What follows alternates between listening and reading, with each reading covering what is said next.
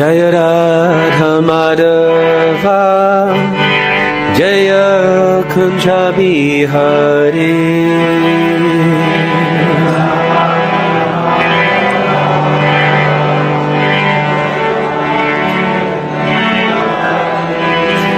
Jaya Radha Madhava Jaya Kunja Bihari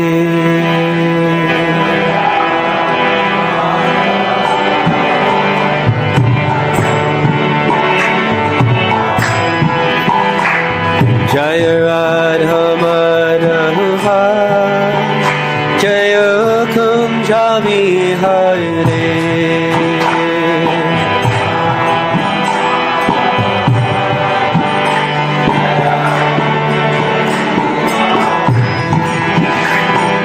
Gopi Jalavalumba Jaya Girivaradari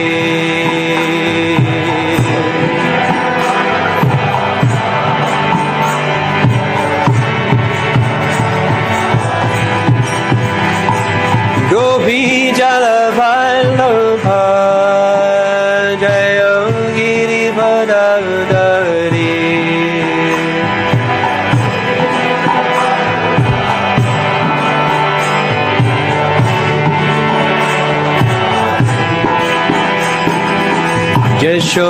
Yashodanandana Jaya Prachajana Ranjana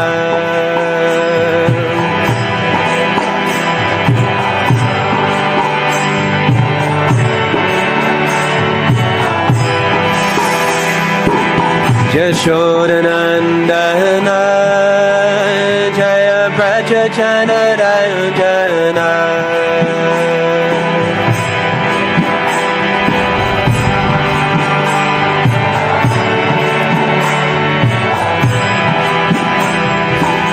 Jamuna Tira Manachari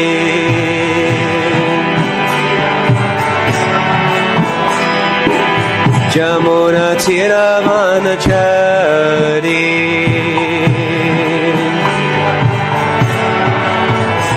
Jaya Radha Madhava Jaya Kunja Bihari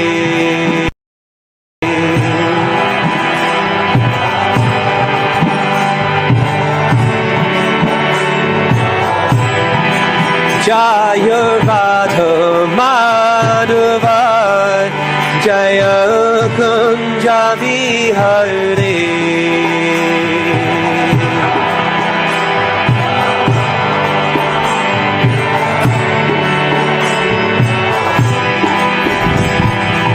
Gopi Jalavalumba Jaya Girivaradari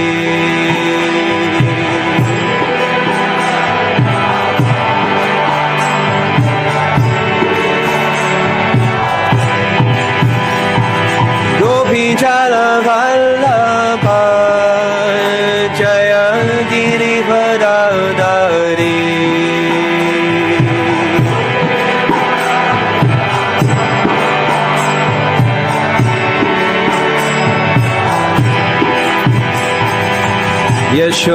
Yashodanandana Jaya Prachajana Ranjana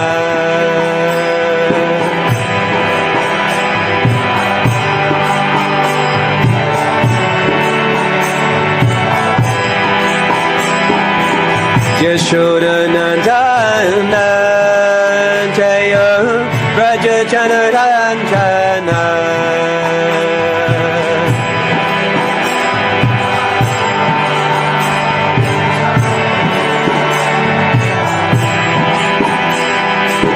Jamuna Tira Manachari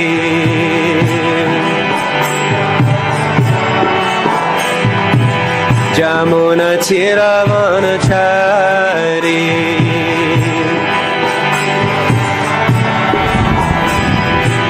Jamuna Tira Manachari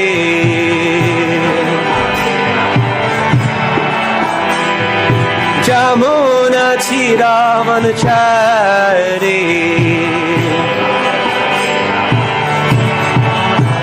Jaya Radha Madhava Jaya Kunja Bihari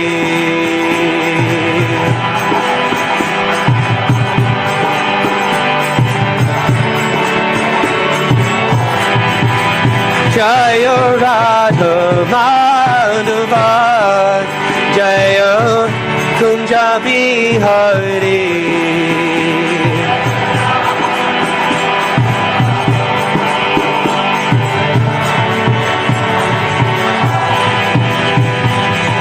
Gopi Jala Vallabha Jaya Girivardhari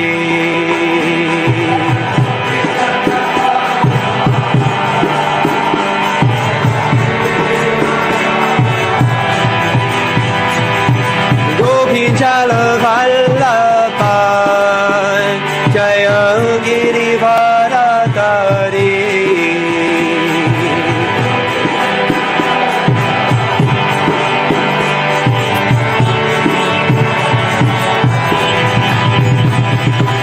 Yashoda Nandana Braja Janaranjana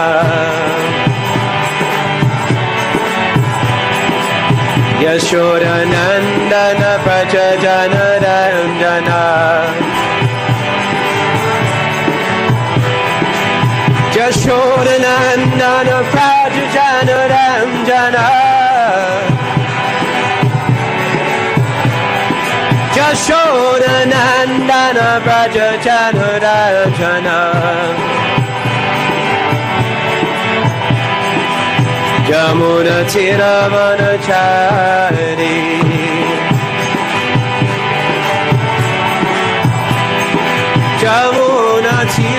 Mahārāja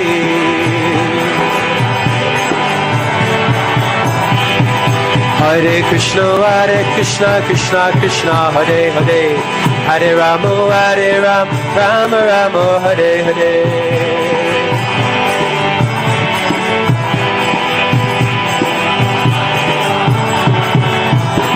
Hare Krishna, Krishna Krishna, Hare Hare, Hare Rama, Rama Rama, Hare Hare.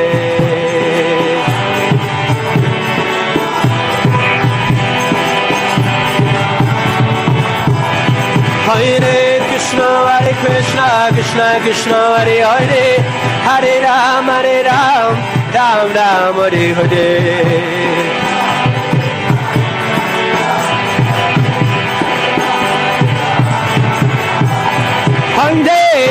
Hare Krishna, Krishna Hare Hare, Hare Rama, Rama Rama, Hare Hare.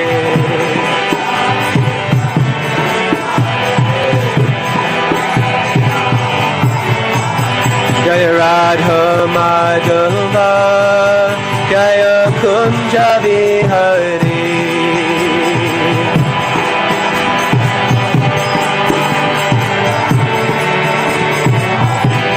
Jaya Radha Madhava Jaya Kunja Bihari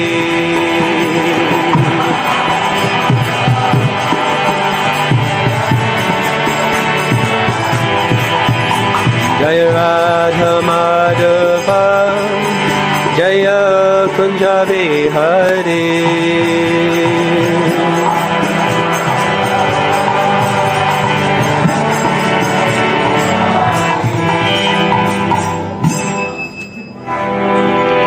Shri Shri Radha Madhava ki jai, Shri Krishna Balaram ki jai, Shri Shri Gauranatai ki jai, Shri Shri Radha Shamsam ki jai, Janatai Gopramanande.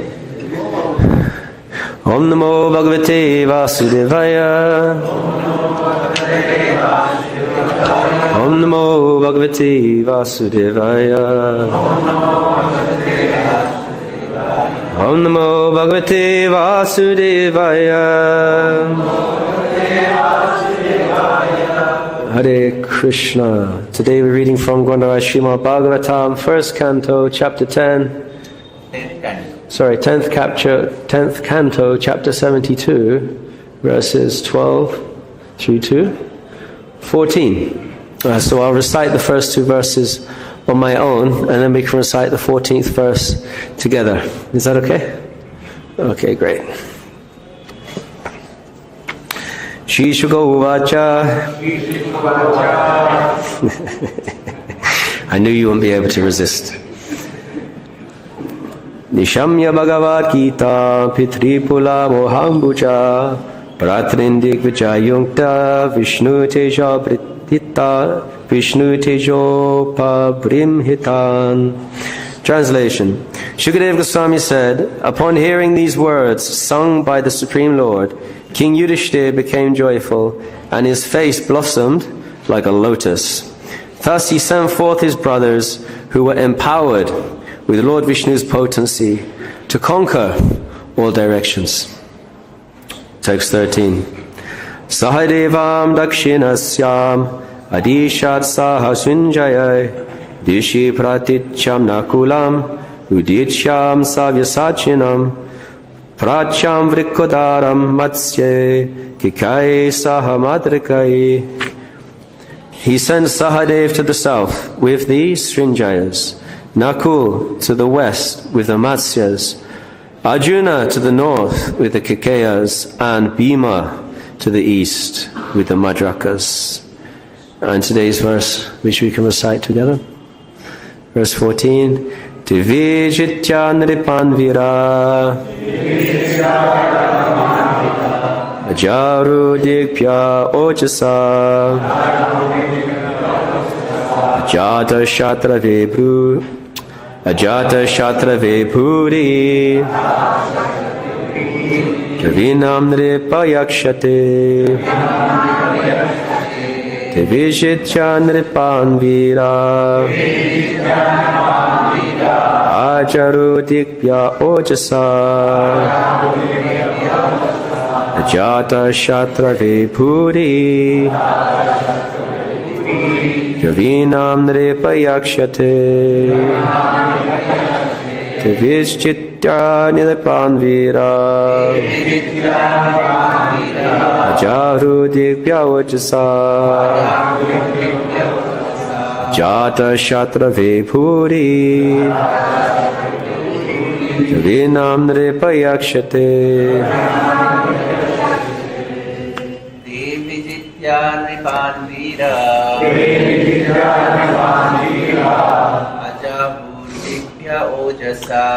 ājahruḥ digbhya ojasā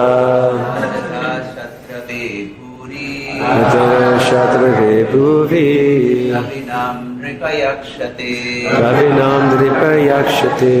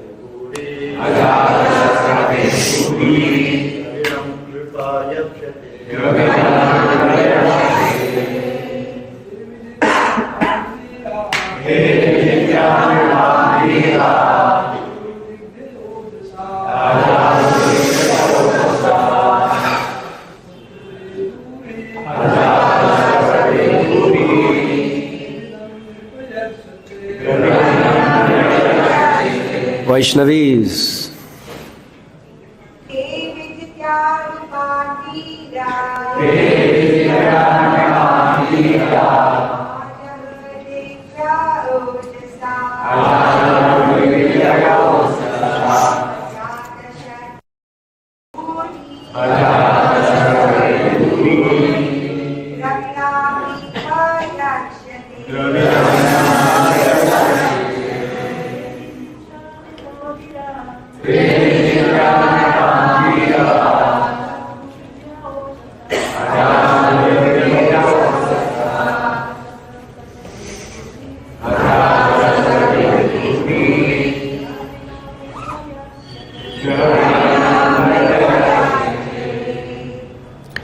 Te, they, vijitya, defeating, nṛpān, kings, vīrāḥ, the heroes, ājahruḥ, brought, digbhya, from the different directions, ojasā, by their personal strength,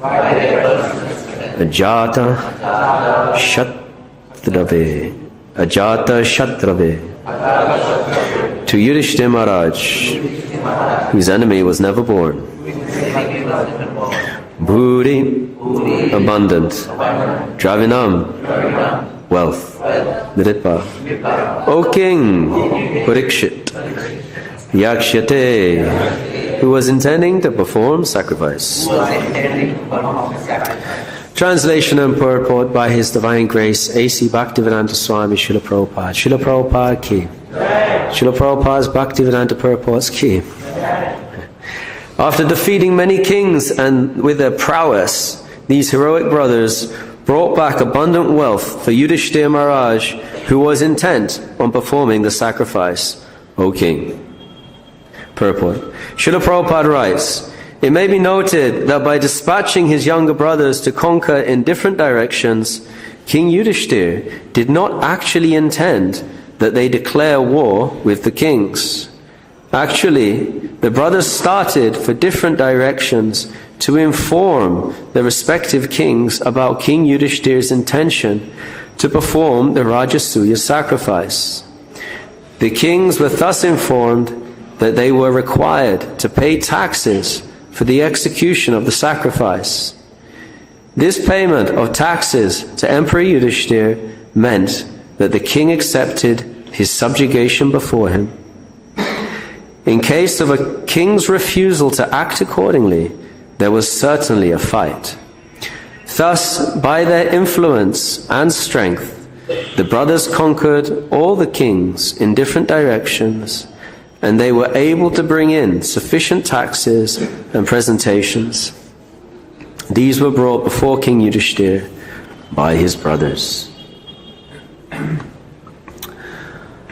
Om Jnana-timirandasya Jnananjana-shalakaya Chakshunamilitam Yena Tasmai Shri Gurave Namah Shri Chaitanya Manobhishtam Stapitam Yena Bhutale Swayam Rupa Kadamaya Vidati Swapadantikam Vandeham Shri Guru Shuta Parikamalam Shri Gurun Vaishnavamscha Shri Rupam Sagrajatam Sahagana Raghunatam Vitam Tam Sijivam Sadvaitam Savrutam Parijana Sahitam Krishna Chaitanya Devam Shri Radha Krishna Padan Sahagana Lalita Shri Vishakham Vitam Cha He Krishna Karuna Sindhu Dinabandho Jagapate Gopisha Gopika Kanta Radha Kanta Namostute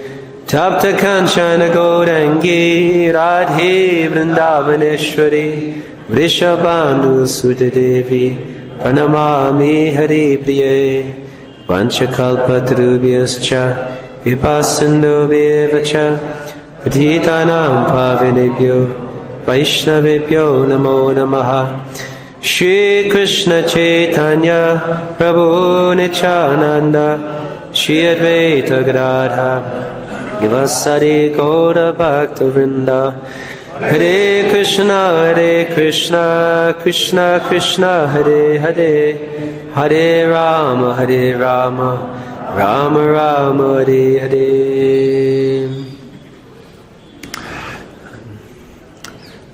So,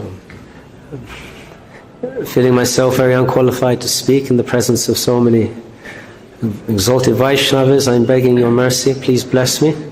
I can speak nicely. I've developed the traditional Vrindavan cough and cold, so it may come across a bit gravelly. But I'm also reflecting upon the fact that I can't believe that I'm here giving class here before you all.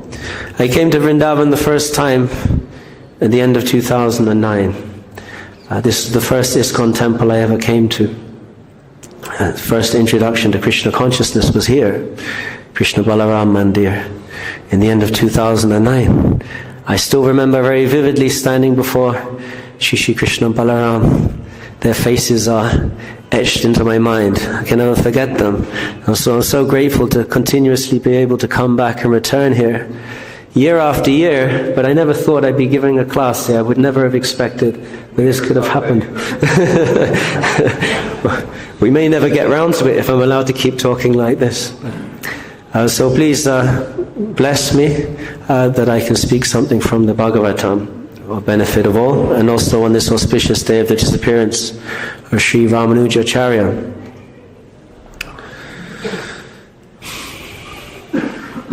So this verse is in relation to Yudhiṣṭhira Mahārāja preparing for the Rājasūya sacrifice. The prerequisites for that is to send out the horse, and if anybody would challenge the superiority of the emperor seated in Hastinapur, Yudhiṣṭhira Mahārāja, then there would be a fight. But if they would submit voluntarily, then the fight was not necessary.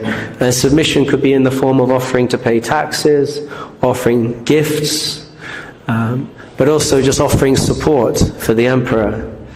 And so in this way, Yudhiṣṭhira was able to subjugate, it is said, the whole of Bhumandala, actually, not just Bharatavarsha, but the whole of Bhumandala. It's said that Arjuna in the Mahabharata, it's said that Arjuna went to Kimpurusha-varsha, where he defeated the armies there. He went to Hari-varsha, where he took tribute, and then went so far as Uttarakuru, the furthest varsha there, where he met some large-bodied fellows who told him to go no further, but they offered some tribute to Arjuna. So although the fight probably would not have ended so well, but in offering tribute one voluntarily submits, because why would they submit to Yudhiṣṭhira Mahārāja? Because Yudhiṣṭhira Mahārāja was the supremely righteous ruler, flawless character. Yudhiṣṭhira Mahārāja had spiritual strength. That was his real strength. His integrity, his devotion to the Lord. That's something that was unwavering and undefeatable. And this principle of spiritual strength, which is personified in Lord Baladev, is so important for us to be able to protect ourselves against the invasion of unwanted things. Like in the same way as the body, if it's got good immunity, is very strong, then diseases cannot enter.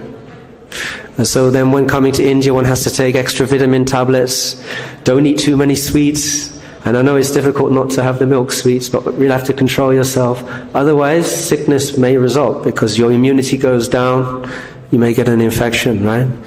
Or how the land of India was invaded by the Mohammedans.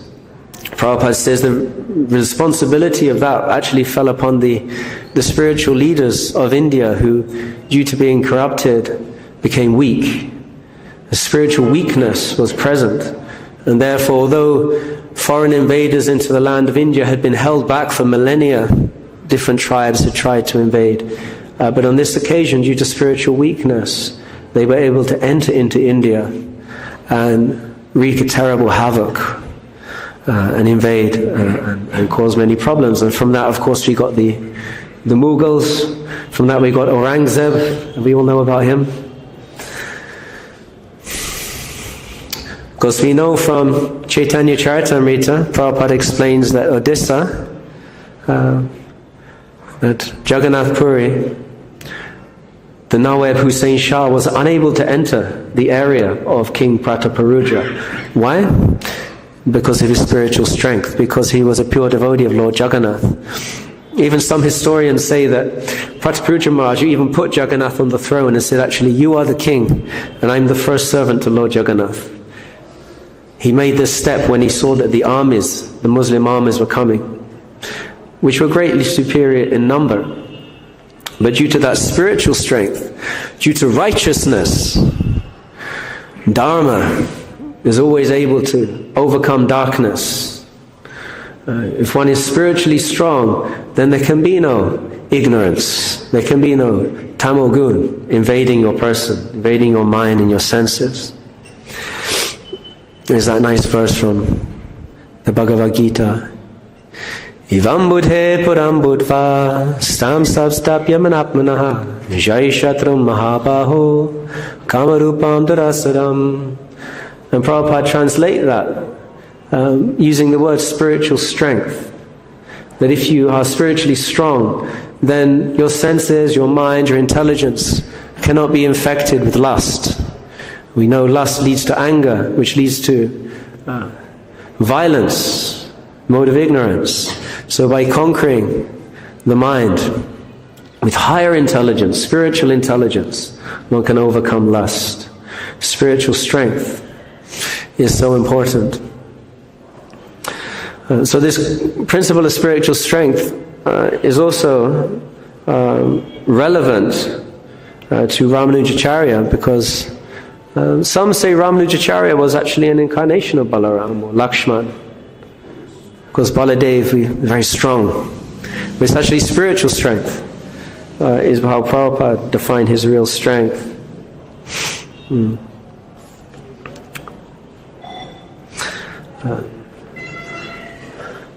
So Ramanujacharya,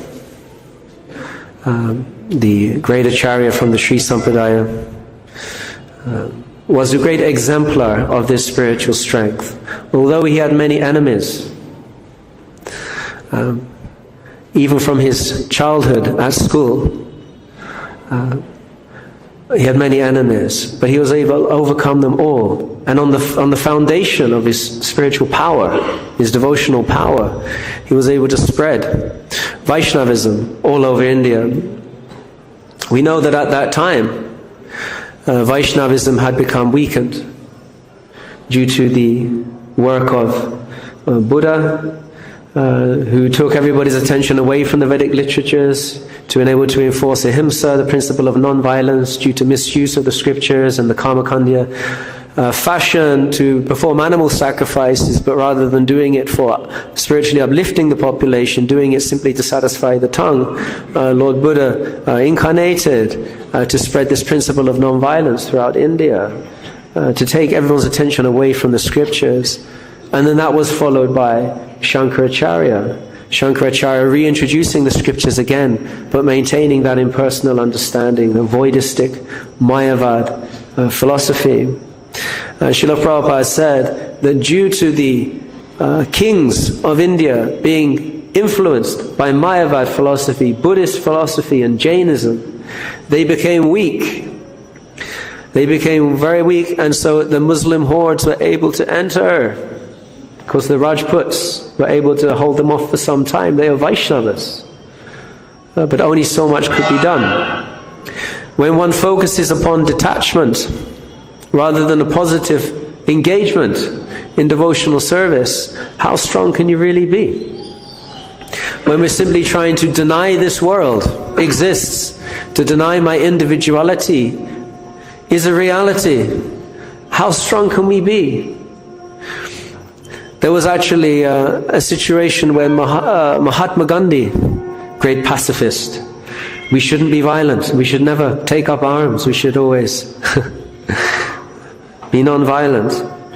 And all respects to Mahatma Gandhi, there was a statement from him when he was questioned. If your daughter was violated before you by somebody, what would you do? And he replied, I would remain non-violent. That was his philosophy. This weakness, Prabhupada said, was responsible for the invasions which destroyed so much of the heritage, the temples. So many of the spiritual leaders of this country were destroyed due to that spiritual weakness, due to the influence of Mayavad philosophy, Buddhism and Jainism. It doesn't make us spiritually strong. What Ramanujacharya, his mission was to make India again spiritually strong by bringing back devotional service, pure bhakti, Shuddha bhakti, and Vaishnav seva. These two elements which Lord Chaitanya took from the Sri Sampradaya to bring into his unified, perfect philosophical magnus opus of Achintya Bheda Bheda Tattva. He took these two elements from Sri Ramanujacharya, Shuddha Bhakti and Vaishnav Seva. These two things make us very strong. Śrīla Prabhupāda said there are three things that we should concentrate in ISKCON, because not only us as individuals can be attacked by lust, greed and anger, ISKCON itself can be attacked by the same enemies, lust, greed and anger, from within and from without. The Prabhupada said we will be defeated only from within. So therefore it behooves us to follow the three precautionary measures. Obviously, we all know this. It's nothing new, but we have to be reminded again and again to follow the four regulative principles. Prabhupada said also to chant your Gayatri mantras every day. Follow the regulative principles and chant your Gayatri mantras, and to chant your 16 rounds. If you perform these activities every day, we will remain spiritually strong. ISKCON will remain spiritually strong. Therefore Prabhupada said if there's any weakness in the movement, it should be understood that he was saying at that time, my disciples are not following the regulative principles. This was the cause for any weaknesses. If we remain spiritually strong, we should be confident that the movement will also remain very strong, impervious to external attacks by envious persons.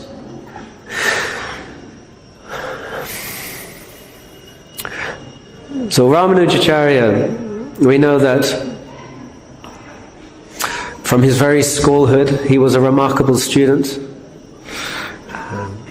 He went to the school of the greatest teacher of Kanchipur at that time and studied under him, but his teacher was an impersonalist, a Mayavadi. And so from time to time, young Ramanuja would correct his teacher, and his teacher did not like this at all. The story goes that when Ramanujacharya, this is before he was a Charya of course, he was just Ramanuja teacher, in front of all of his students, this created some enmity from his teacher. But it really, the climax of this situation was when Ramanuja was massaging his teacher. And one of his students came, one of the teacher's students came and asked for the translation of a certain verse. And we know in Sanskrit language that many interpretations can be given. We can take the direct translation, but also word jugglery can be employed, because Sanskrit is so, I don't know anything about Sanskrit, but I've heard from authorities, the grammar, if you follow the grammar, you can practically make your own words and decide for yourself what the verses mean. So in this situation, being envious of the Lord, Ramanuja's teacher translated the verse very famously, that the eyes of the Lord are pinkish, right? Like the rear end of a monkey. And this was very hurtful for Ramanuja to hear, because we may laugh, but we should cry. And that's exactly what Ramanuja did. Hot tears ran down his cheeks, and while he was massaging his teacher, those tears fell onto his body. And the teacher felt those tears, looked around, and he saw Ramanuja was crying. Why are you crying? And in a very humble but very perceptive and shastrically strong way, he rebuked his teacher. How can you say this about our lords, our beautiful lords? Lotus eyes. This is the real translation. The eyes are beautiful like a lotus. How can you say this? And he was so compelling in the way he described this. It was influencing others. The teacher became intimidated by the prowess of Ramanuja and expelled him from the school. But he was fearful that Ramanuja, he could see that this young boy had the makings of a great acharya, that in the future he would make big waves in the Vaishnava community and become an enemy, a thorn in his side. And that's the last thing he needed. He wanted to maintain his prestige, his pride, his profit, adoration, and distinction were at threat here. So Ramanuja had to be dealt with. It's even said that Ramanuja started to run a little school from his house, and many people started to flock to his lotus feet to hear from his great scholar. He was a great scholar. So a conspiracy was struck. The students of the teacher, and I can't remember his name. You remember his name? Yadava Prakash. That is it. Yeah, thank you. Yeah, Yadava Prakash.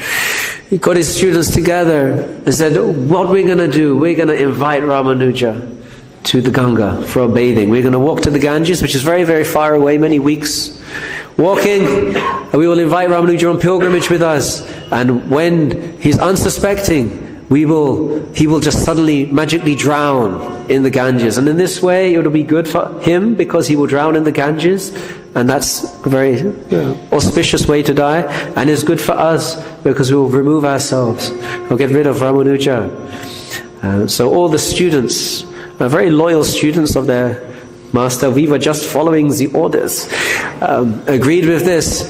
And so they invited Ramanuja and he agreed to go. And so they went on pilgrimage. One of Ramanuja's relatives, Govinda, was in that group, and he was able to give the news to Ramanuja about what was about to happen.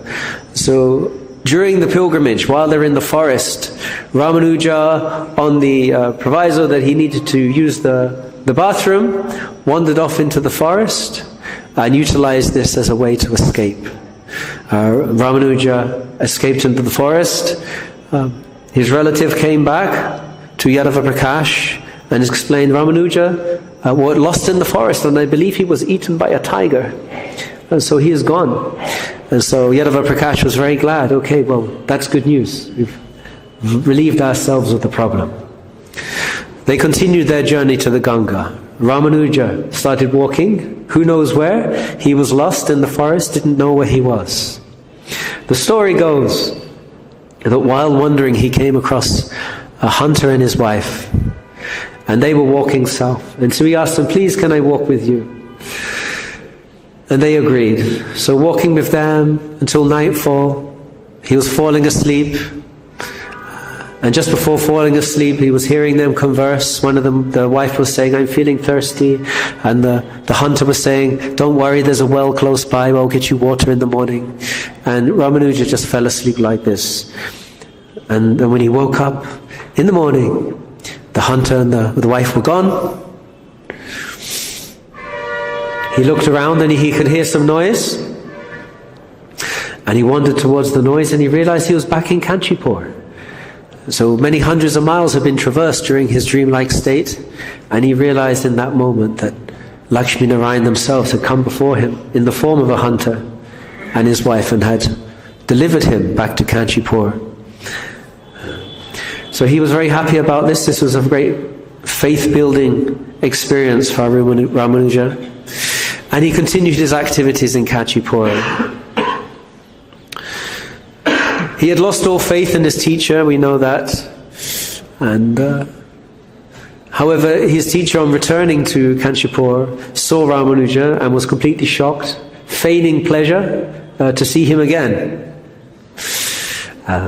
He was kicking himself, how could I let this happen, that he managed to escape my wicked plan. So he had to go back to the drawing board. So also interacted with other many great saintly persons. One of those was Kanchipurna. Kanchipurna was a great saint of that area. Ramanuja took a wife, and we know the story with Kanchipurna was that he was a great Mahabhagavad Uttamadhikari Vaishnava and a great worshipper of the local deity there, Varadraj. And so Kanchipurna, being a great devotee, would give his association to Ramanuja, and Ramanuja was very eager to take instruction from him. Desperate for his mercy, he invited Kanchipuram to his house for prasadam. So the story goes that Kanchipuram came to the house when Ramanuja wasn't there, and Ramanuja's wife served him. So Kanchipuram, although being a great Vaishnava, was of the Vaishya caste, and at that time caste consciousness was very rigid. Of course, we know from Bhagavad Gita, Chato vanyam maya shrishtam gunakama vibhagashaha, that your quality and work indicates your varna. An ashram, what's your quality and work? And your quality can be changed. Your character can be upgraded through the power of devotional service. Therefore, anyone who takes a devotional service can be elevated to the topmost brahmana or as a Vaishnava. But Ramanujacharya's wife didn't understand these things. She was very caste conscious. She was a very proud brahmani. And so when Kanchipuram came, took prasadam, after he left, she threw away the remnants, thinking herself contaminated, and that the area was contaminated. She cleaned it with cow dung, cow urine, and then she took a bath. And when Ramanuja came back, and he saw that she was all wet from the bath, which wasn't normal for her to bathe at this time, because she's Brahmani, very regulated. Why did you take a bath? He says, well, because this Kanchipuram came and he's of a lower caste, so I purified myself. And Ramanuja became very upset with this. What do you mean? This is a great devotee. This is a great Vaishnava. He's superior to all of us. And he was very upset with his wife. This wasn't the only occasion. There were other occasions also when Ramanujacharya became very aggrieved with the behavior of his wife. The second time was when some guests arrived and she was obliged to serve those guests, where she pretended that there was no rice in the house. And Ramanuja found rice later on in the cupboards and understood that his wife wasn't conducting herself as a proper Vaishnava should. And then the last straw which broke the camel's back, of course, was when she had an argument with the wife of his spiritual master. So that's another long story. Yamunacharya was considered that time to be the greatest Vaishnava, and he was looking for a successor. He'd heard about Ramanuja, but he'd never seen him. At some point he did go and observe Ramanuja, but he never got to interact with him. But he identified him that this is potentially my future a disciple and the protege which will continue my mission. Unfortunately, Ramanuja didn't get to meet Yamunacharya before he left his body. He was on his way because Yamunacharya's greatest disciple, Mahapurna, was sent to Ramanuja to bring him to Yamunacharya. And so he came and he recited a song which had been composed by Yamunacharya. And Ramanujacharya had heard that song, came to Mahapurna. What is this song? He said, it's composed by my spiritual master. Would you like to meet him? And he said, yes. He said, come with me. So he took Ramanuja. Unfortunately, by the time Ramanuja had arrived to the place of his spiritual master's, where he was leaving his body, he had already left his body. Yamunacharya had left his mortal coil, but there was something very curious about his body, that it was laying there and it was curled up in a fist. One hand was like this and one hand was in a fist, and Ramanuja thought this was very strange. And so the story goes, as many of you may know, that Ramanuja asked, well, were there any instructions given by Yamunacharya that we were supposed to follow, and I can make those instructions my mission? And so it was revealed, and they were read one by one, and Yamunacharya promised to fulfill these 3 instructions. So that was to write a commentary on the Vedanta Sutra,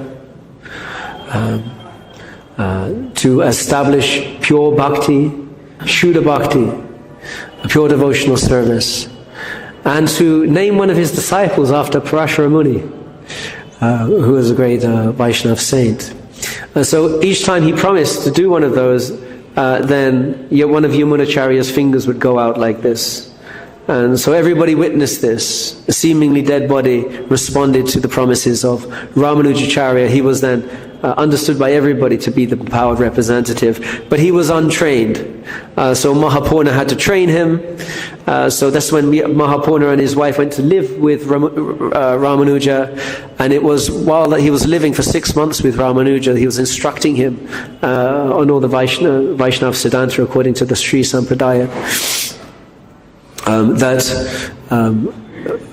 Because Mahapurna came from a slightly lower class of Brahman than Ramanuja did, that his wife, Ramanuja's wife, didn't appreciate sharing the same well of water as Mahapurna's wife, and created some conflict over this. So not wanting to create any problems, Mahapurna simply left with his wife and just left without saying anything. And Ramanuja realized that the wife had done it again. Of course, we know that not all wives are like this. Some are very, very good, and there's great examples in our scriptures. The wife of Dhritarashtra, for example, Gandhari, was a great Vaishnavi who served her husband to the very end, and even entered into the fire with rapt attention. And so there are many examples of that. And Prabhupada says that if the wife supports and serves the husband, then there's no need actually to take sannyas. You can remain in Vanaprastha ashram. But there are also occasions when the wife becomes an obstacle, and in Ramanuja's situation that was the case, because we know in the case of our Śrīla Prabhupāda also, selling of the Bhagavad Gita for tea, and Prabhupada gave the ultimatum, it's either me or tea. What will it be? And I choose tea, and okay, goodbye. And took that as a way to accept Vanaprastha, came to Vrindavan. We were there yesterday at Prabhupada's Stali, where Prabhupada sat when he arrived to Vrindavan, overlooking the Yamuna. He would chant on the roof, and you can see all the Madan Mohan, Govindaji temple, you can see Radha Gopinath temple, you can see Keshigat. Amazing. Prabhupada escaped. In that way, family life, and then later on took sannyas, and then traveled the world and achieved the impossible. So Ramanuja also followed a similar pattern, that took that as a signal from the Lord that he should now renounce, and so he took sannyas. Ramanuja Acharya influence and fame spread, but he was still needed to take shelter of a guru. Mahapurna had left, and so his next teacher was Goshtipurna. And Goshtipurna, he approached him, it said, 17 times. And apparently it was a long distance to Goshtipurna's house. And he would walk there every day, and he'd knock on the door, and he would say, "Who is at the door? Who is at the door?" "It is I, Ramanuja." And he would reply, "Come back when I am dead." And he did that 17 times. On the 18th time, Ramanuja was, okay, what does he mean by this? And so he decided to try a different tactic, a bit like, Jarasandha. Finally, on the 18th attempt, he had success. But he came and he said, "Who's at the door?" And he said, "I am simply the servant of the Supreme Personality of Godhead." Then that got the correct reaction that he was looking for from Goshtipurna. He came out. He was considered a great saint. And we've taken that. Our acharyas, Śrīla Prabhupāda has taken that. Lord Chaitanya, Gopi Bhata, Pada Kamalayo, Dasa Dasanudas. That we are the servant of the servant of the servant, as many times removed as possible. We understand that this principle is very important for Gaudiya Vaishnavas. We've taken that from the Sri Sampradaya. So this Goshtipurna was the one who instructed Ramanujacharya, but also instructed him, you must never reveal what I've told you. And that includes this mantra, which I've given you. Om Namo Narayanaya. You must never recite this mantra. It is not for the unqualified. It is only for the pure-hearted. And so straight after that meeting, Ramanujacharya went to the biggest temple in the area, went right to the roof, and with a very loud voice started declaring to everybody, everybody, just chant this mantra. You can go straight back to Vaikuntha if you simply chant, Om Namo Narayanaya, Om Namo Narayanaya. And he got everybody chanting, Om Namo Narayanaya. And so Goshti Purnama found out about this and ran to the space. How could you do this? I put all my faith in you. I gave you this instruction. You've disobeyed me. Don't you know that your destination will be hell? And Ramanuja, that's a small price to pay. If just one person, and who am I am nobody, suffers in hell, but all of these people are delivered, then that is a worthy act to perform. I'm very glad that everybody can go to Vaikuntha just by chanting this mantra, and I will suffer.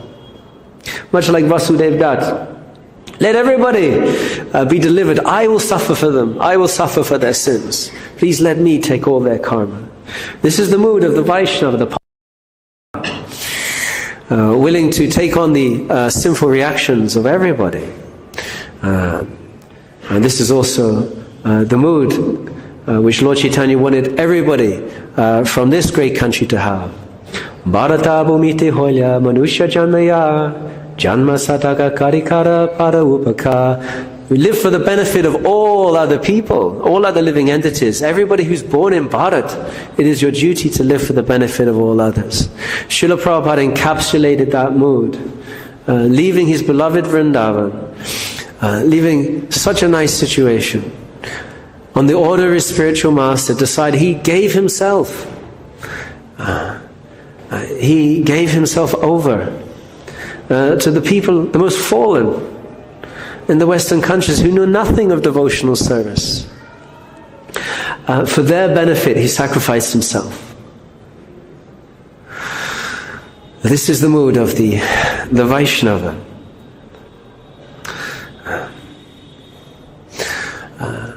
And it's amazing what Prabhupada did, because in London, in recent decades, there's been very little preaching to the indigenous people, the natives of England. There's been fantastic Indian preaching. It's some of the best in the Western world. Fantastic, the best. And through their support, we've maintained all of our temples, even saved Bhaktivedanta Manor.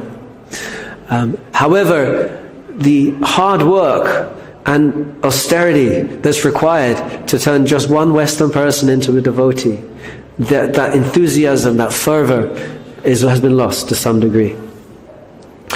So in London we started a little outreach center called Studio 108, where we invite people from all different backgrounds, because I don't know if you know this, but London now, the white British is actually a minority in London now.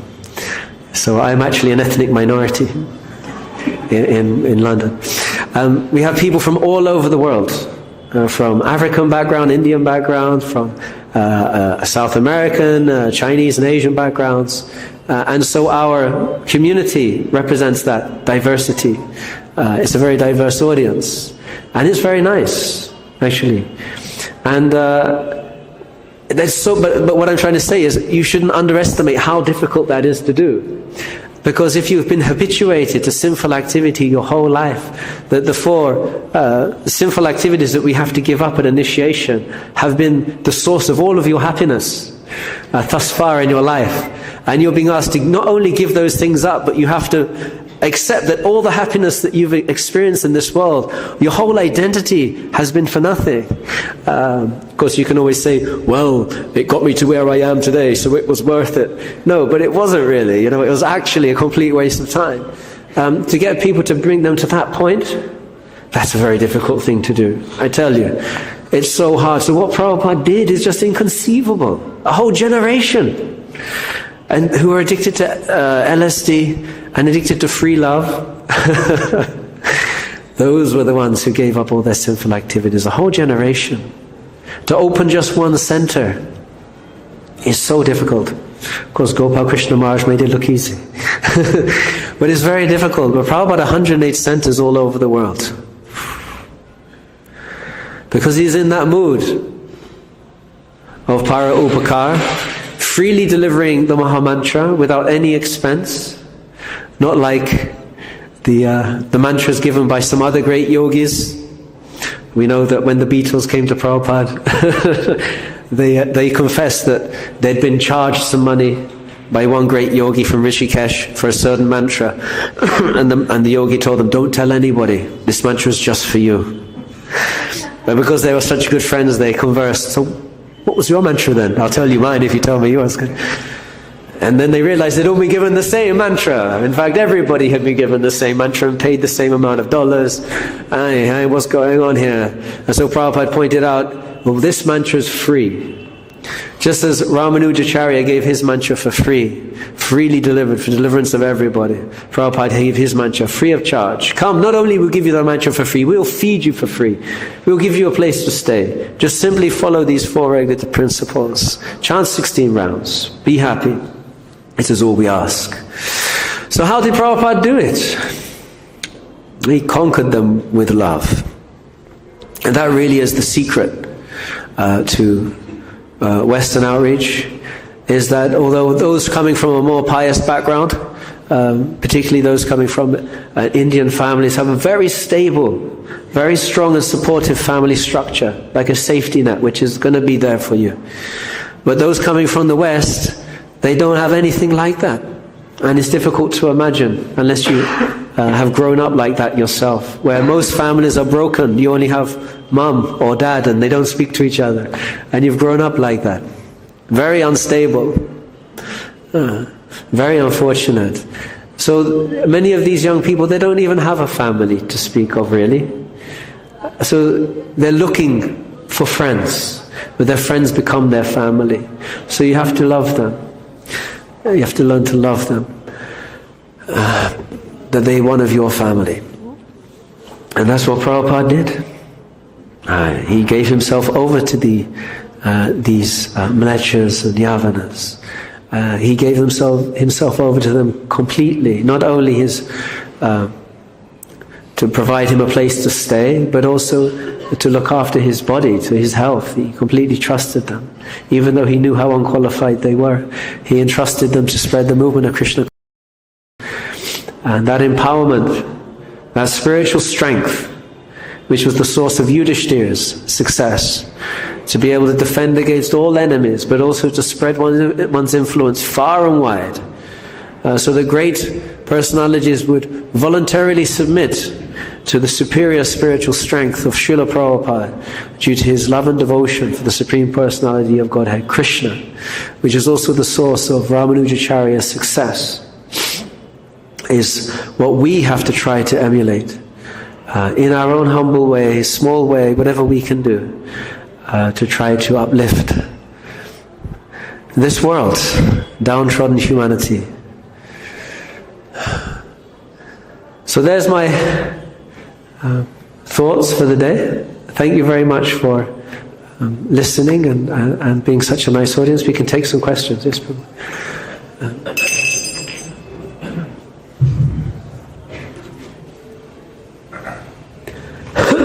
Like Yudhiṣṭhira attracted so many people by his purity and chanting. So you see how Prabhupada, people during the gatherings in Rājasūya, they're just amazed, they felt like they're in the presence of God, their devotee. And also how Yudhiṣṭhira sent his younger brothers in order for the Rājasūya sacrifice to get everyone to submit. So seemingly Prabhupada was sending his generals to this country, that country, to actually take over the whole world. And how quickly Prabhupada took over the whole world. I've seen Fiji and South America, Africa, Australia. And it's a matter of a very short time that the potency was there. We see also there are many yogis and charismatic gurus that gather big gatherings and following, people dedicate their lives to them, but there's no real substance. So how do we stay, focused that Prabhupada is giving us the absolute truth, that not that we want to point the faults of others, but to find a genuine guru and a genuine process is very rare at this age. That's a comment, more or less. Yeah, thank you so much. Now that's a really good connection, because our Senapati Bhakta, Śrīla Prabhupāda, was like that, and he was in the mood of a general, and he was using militaristic terminology even, wasn't he, when he was sending out his generals to to conquer far and wide. So that's a very good point, and yes, for sure, it's people are attracted, like attracts like, birds of the same feather flock together. And as we know from the 17th chapter of Bhagavad Gita, the divisions of faith. The people, according to the type of faith they have in their hearts, are attracted to a certain type of religious system. So those who have more passion and more ignorance will follow gurus that can express a similar level of passion and ignorance. For those who are looking for the highest expression of pure love, uncontaminated by the modes of material nature, will be attracted to that kind of religious system. And even within that, there's the different tastes. Is it more Aishwarya, or you want the different higher rasas? And so we should feel, if we feel comfortable in the association of devotees, then we should know we're in the right place. And those who are following their own religious systems, we should let them follow, encourage them to follow, and they become purified following their own systems, and make progress also. You mentioned Śrīla Prabhupāda talking about the tea with his wife. That was Bhaktivedanta Manor in 1973. He was giving darshan in the evening. There were many Indian devotees there. And Prabhupada was saying we don't drink tea. And of course, there was a very difficult Prabhupada to give up this tea. And he said, you drink nṛpān. He said, very nice. Nṛpān. He said, it's nice. And he said, my wife, she was addicted to tea. And that's what he said. He said, so I said to her, either the tea goes or I go. He said, here I am. He would say that, here I am. Haribo, Jai Prabhupada. Thank you.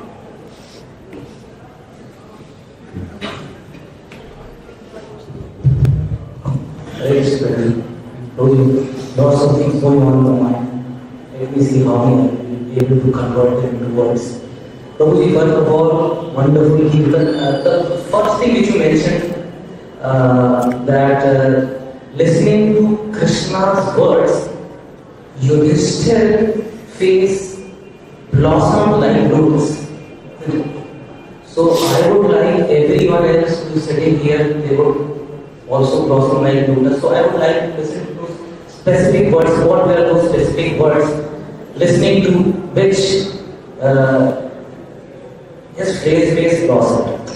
Secondly, our Pandavas were filled with Vishnu's potencies, Lord Vishnu's potencies. Wonderful. And the last thing, Prabhuji, which I would like to know is you mentioned Prabhupada telling about three things: lust, greed, and anger. So, do you know anyone in this entire planet who has conquered them? Because I would like to have this person. Any, forget about the three, just a single, either of them, lust, greed, or anger. So, to do a single person. Yeah, so I would definitely like to have this person.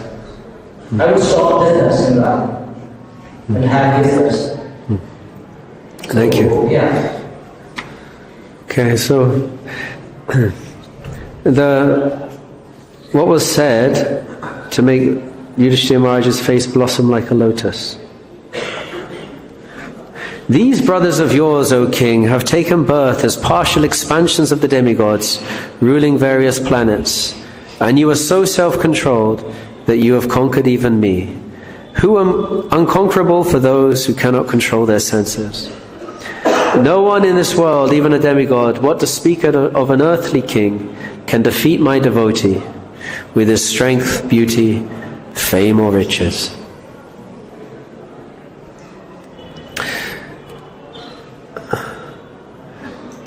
Yeah, we have Śrīla Prabhupāda Guru Puja every day here. Yeah, the last thing, Prabhuji, anyone in this planet, anyone who has conquered a single. There are many, I'm sure there are many, but at the very last resort, the living book of Śrīla Prabhupāda's Bhaktivedanta purports are completely free from lust, fear and anger. If you simply read these books, you're associating with Śrīla Prabhupada, he is speaking to you. Take that association, make it your own. Hare Krishna. Okay, maybe last question. With your permission, it's just a comment. In regards to these words, where Prabhupada has given a wonderful meaning to Yudhiṣṭhira Mahārāja's vīrā, ajāta-śatrave, one whose enemy is never born. And therefore, he was able to become an emperor. There is no enemy of Yudhiṣṭhira Mahārāja. Everybody accepted him. Yeah. So anybody when the emperors let loose a white horse and everybody caught them, that means they're challenging or they're enemy. But he's ajāta-śatrave. And many times this word has been, these two words have been used for Yudhiṣṭhira Mahārāja. So I just thought I mention based on today's verse. Yeah, thank you. Yeah, I think Jarasan was the last one, and after he was dispatched by Bhima, then there was no more enemies remaining. So yeah, it's very nice. Thank you so much, Krishna. Thank you very much. Gaurava Srimad Bhagavatam ki jai, Śrīla Prabhupāda ki jai, Jai Nitai Go Premanande.